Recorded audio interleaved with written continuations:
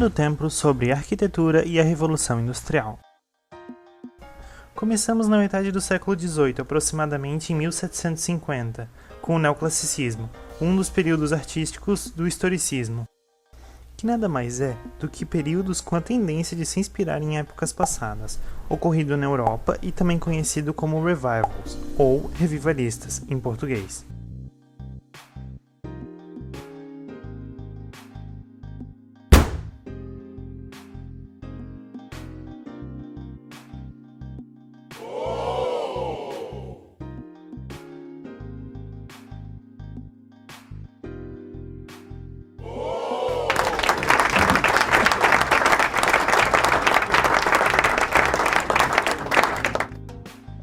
Como exemplos desse período, temos a Chilliwack House, construída a partir de 1726 na Inglaterra, o Panthéon de Paris, iniciado em 1764, e o Museu Britânico em 1753, na Inglaterra.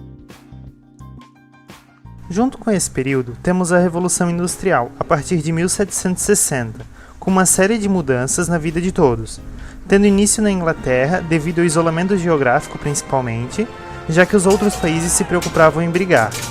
As mudanças começam com os avanços no campo, necessitando de menos pessoas e essas se deslocando para a cidade e trabalhando em fabricação de têxteis.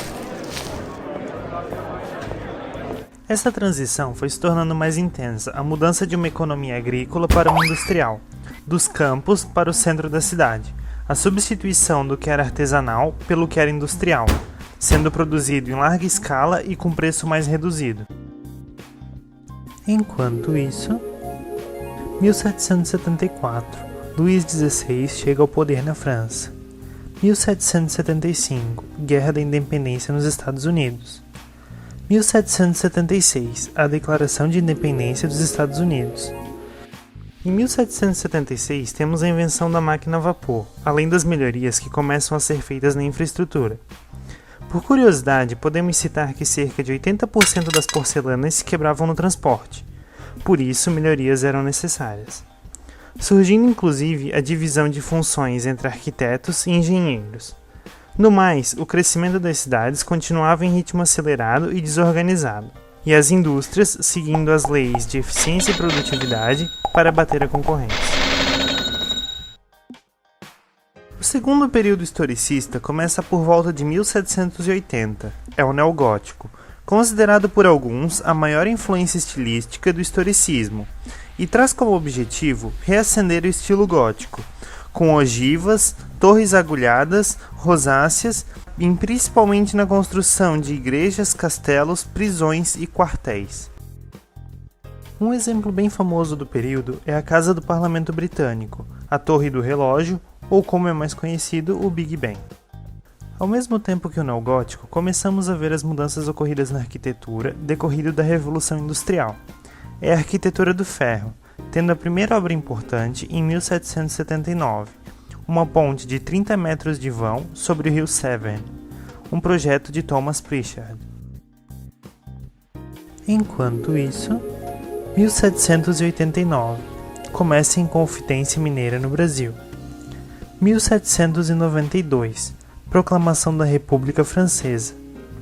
1799, Napoleão assume o poder na França. 1800, Alessandro Volta fabrica a primeira bateria. 1803, Inglaterra declara guerra contra a França de Napoleão. 1806, França declara o bloqueio continental contra a Inglaterra, mas Portugal não adere. 1808, Corte portuguesa chega ao Brasil fugindo de Napoleão, abertura dos portos brasileiros.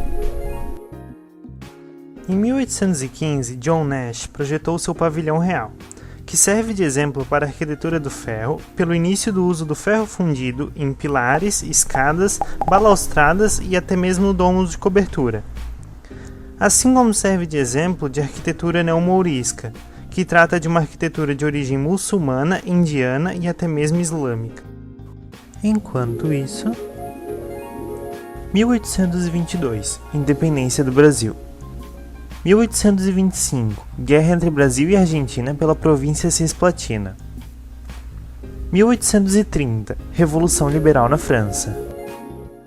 Um pouco mais tarde temos o Neorrenascimento, em 1835 aproximadamente, trazendo o estilo chamado de paladismo, e reflete o mercantilismo, a visão prática, a construção econômica.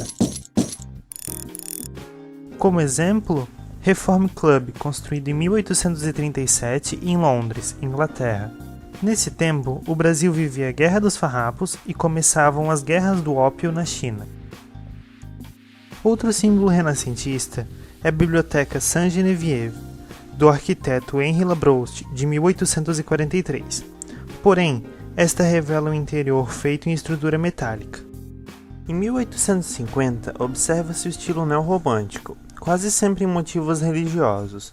Sendo oposto ao gótico, ele traz fechamento e interiorização, com o uso de arcos plenos e abóbadas de berço, principalmente. Junto com isso tudo, entre 1830 a 1850, são dados os primeiros passos da urbanística moderna. Essas mudanças acontecem em um período de classes operárias descontentes, grandes desigualdades sociais, pós-governo Napoleão III. Assim, Haussmann, administrador e prefeito de Paris, surge com um mapa traçado por ele com o projeto de remodelar Paris, com o objetivo de liberar o tecido urbano para facilitar manobras militares. Com a ajuda de arquitetos e engenheiros renomados na época, Haussmann deu início à nova cidade, através de estradas principais mais largas, ruas de acesso mais estreitas e todas interligadas retilinearmente, além de ferrovias devido à cartografia surgida na época. Também houve instalação de aquedutos, rede de esgotos, iluminação a gás, rede de transporte público, construção de escolas, hospitais, escritórios e bibliotecas, assim como o complexo de casas populares, os parques públicos e a mudança administrativa da capital e a divisão em 20 distritos administrativos. Para a área central da cidade, Haussmann previa a reformulação da área de um dos extremos dos Campos Elíseos. Assim, criou uma estrela com 12 amplas avenidas ao redor do Arco do Triunfo, onde posteriormente grandes mansões foram erguidas. Em síntese, seu plano tratou de uma cidade ideal e nos permite acompanhar as transformações e alterações do projeto, tendo em vista que Haussmann fez de Paris a cidade mais moderna do século XIX. Enquanto isso, 1862, Abraham Lincoln liberta os escravos. 1864, Paraguai declara guerra no Brasil e Lincoln é assassinado. 1870, fim da Guerra do Paraguai. Aproximadamente em 1880, temos o período neobarroco, o último período historicista, ressaltando o desenho individual, o capricho, o drama, os efeitos de perspectiva e a espacialidade, interna e externamente. Grandes obras desse estilo, como igrejas e palácios, terão ornamentos de volutas, frontões sinuosos e colunatas de colunas duplas. Como exemplo do período, a Grande Ópera de Paris, de Charles Garnier, finalizada em 1874, pouco antes do início da Grande Força Neobarroca. Em 1880 até 1900, temos o período dos Arts and Crafts, em busca do autêntico e significativo, dando-se principalmente por causa de William Morris, artista, poeta e medievalista, sendo uma resposta à Revolução Industrial, negando a mecanização e defendendo o lema de arte do povo para o povo, com artesanato e utilização de materiais mais naturais, como madeira e palha, e utilizando muita decoração floral, servindo mais tarde de inspiração para o Art Nouveau. Nessa época também surgem os mezaninos.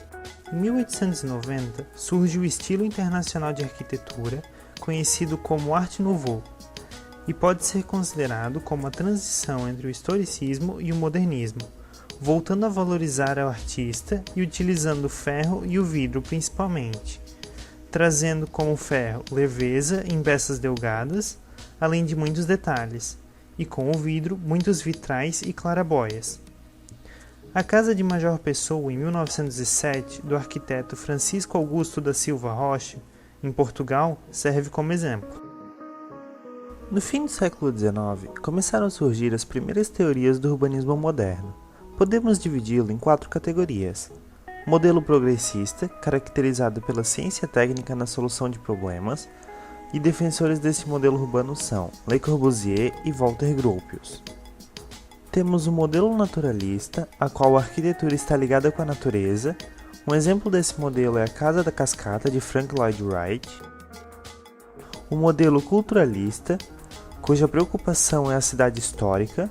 Precursores desse modelo são Camilo Sitti e Ebenezer Howard. E o planejamento humanista, onde o urbanismo associa-se a outras áreas como sociologia, psicologia, história e outros. Os principais apoiadores deste projeto são até hoje referências de estudo para o planejamento urbano, tais como Jane Jacobs, Lewis Mumford e Kevin Lynch.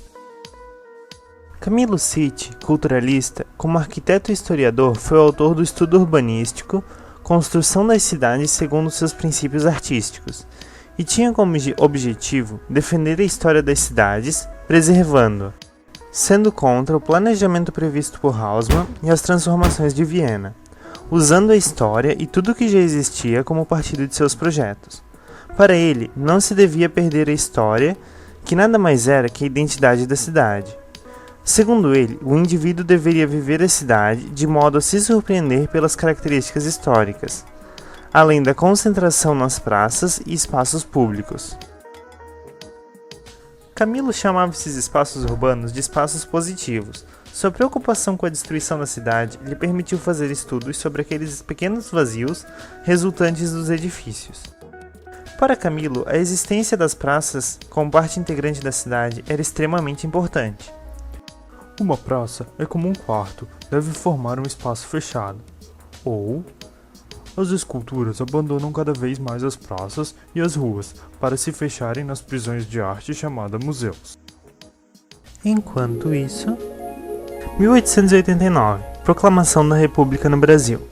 1895, Irmãos Lumière constroem o primeiro aparelho cinematográfico. 1896, primeiros Jogos Olímpicos modernos em Atenas. Também no final do século XIX, podemos citar a Cidade Jardim, que é um modelo de cidade criado por Ebenezer Howard na Inglaterra, como contraponto à insalubridade das grandes metrópoles.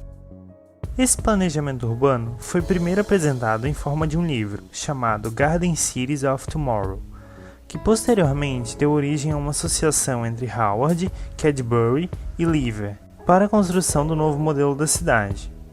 Tal proposta foi idealizada com o objetivo de equacionar as relações de cidade e campo, onde nesse período vinha ocorrendo uma intensa migração do campo para o centro das grandes cidades, já que a cidade era onde estavam as oportunidades e empregos, e no campo havia carência dos mesmos. Segundo Howard, a solução estava na união dos dois meios, ou seja, aproveitar tudo de melhor que há no campo e na cidade, disposto num mesmo espaço. Surge então o planejamento da Cidade Jardim, disposto de forma radial por 6 bulevares, ruas largas, cruzando do centro até a periferia, dividindo a cidade em 6 partes iguais, sendo o centro radial destinado a um belo jardim de aproximadamente 2,2 hectares e os extremos da forma para as edificações públicas e culturais, e o espaço central destinado a um parque público e de fácil acesso. Tudo isso rodeado por um palácio de cristal abrigando o comércio local em meio a um jardim de inverno. De frente à Quinta Avenida e ao Palácio de Cristal, existiria um conjunto de casas ocupando lotes amplos e independentes.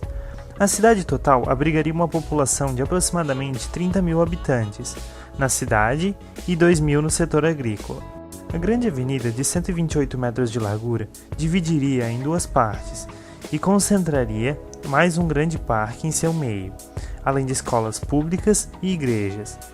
Por fim, no anel externo da cidade eram encontrados os armazéns, mercados, carvoarias, serraria, entre outras atividades que ficando de frente à via férrea, favorecendo o escoamento e recepção de mercadorias e matérias-primas. Esse modelo urbano chegou no Brasil por volta de 1912, 10 anos depois do início na Inglaterra, pela companhia City, no planejamento de bairros de São Paulo, como o Jardim América, o Alto da Lapa e o Pacaembu, e posteriormente espalhando-se para outros lugares. Praticamente ao mesmo tempo da Cidade Jardim, em 1901, Tony Garnier desenvolveu o projeto de uma cidade industrial, apresentado pela primeira vez em 1904 e publicado em 1917 em 2 volumes. 10 anos antes, foi nomeado arquiteto-chefe de Lyon, onde concretizou sua proposta. Seu projeto conta com a separação de funções: trabalho, habitação, lazer e saúde, deixando a cidade organizada e facilitando a locomoção. Ele idealizou a cidade para 35 mil habitantes, considerável para estruturar e suprir as necessidades da população. Em sua paisagem, havia ainda uma microrregião, campos de lavoura capazes de nutrir a população urbana, um rio como afluente capaz de produzir energia elétrica, luz e aquecimento para toda a cidade, e também como via de transporte dos produtos industrializados. O transporte rodoviário e ferroviário, a água e o esgoto seriam de responsabilidade pública, como também a definição do uso do solo, o loteamento, a saúde e o lixo. A cidade foi construída com base numa grelha de estradas perpendiculares e paralelas, gerada por uma via principal, tendo sua origem na praça da estação ferroviária e as vias distribuídas no sentido leste-oeste, para seguir a melhor orientação solar. As ruas teriam largura de 13 a 20 metros. Os principais prédios públicos estariam concentrados no Distrito Central e seriam agrupados por funções. Os prédios de serviços administrativos, locais de encontros e os museus estariam situados em parques em uma rua principal. As escolas primárias seriam distribuídas ao longo do setor residencial. As partes vegetativas entre as casas funcionam de livre acesso aos pedestres e o tráfego de veículos é vinculado à via principal no sentido leste-oeste, partindo da estação da Estrada de Ferro. Em seu projeto, só o simples, o prático e o verdadeiro são aceitos como belo. Enquanto isso, 1904. Vacinação obrigatória gera distúrbios no Rio de Janeiro. 1905. Einstein anuncia a teoria da relatividade. 1914. Começa a Primeira Guerra Mundial na Europa. Os avanços que ocorreram desde 1750 com a Revolução Industrial, aproximadamente em 1910, resultaram na arquitetura moderna, onde a arquitetura e a engenharia se adequaram ao ritmo de produção industrial e com o uso do ferro, vidro e o mais recente concreto armado, inicia-se a construção de edificações que pela primeira vez não utilizam ornamentações na construção, tornando esse movimento muito impactante na sua época, revolucionando o pensamento da arquitetura. Em 1926, Le Corbusier publica um documento definindo as características da arquitetura moderna: os pilotis, deixando o térreo livre, o terraço-jardim, tornando o terraço um espaço útil, a planta livre, onde as paredes não eram estruturais, as janelas em fita, percorrendo toda a fachada da edificação, e, por fim, a fachada livre, que com o recuo dos pilares tornou-se possível. Tudo isso visando a funcionalidade nas coisas. Se funcionava, era bonito. A arquitetura moderna permitiu também a redução de custos e tempo de execução, algo muito importante, tanto para a época como nos dias atuais. Porém, da mesma forma que a arquitetura moderna serviu de influência para grandes obras, também favoreceu a ascensão da má arquitetura, ou como podemos chamar, de conjuntos habitacionais. Projetos assim têm construções todas do mesmo tipo, isso devido ao baixo custo de execução. No entanto, muitos problemas derivam do mau planejamento, pois projetos como esses visam somente o lucro imobiliário.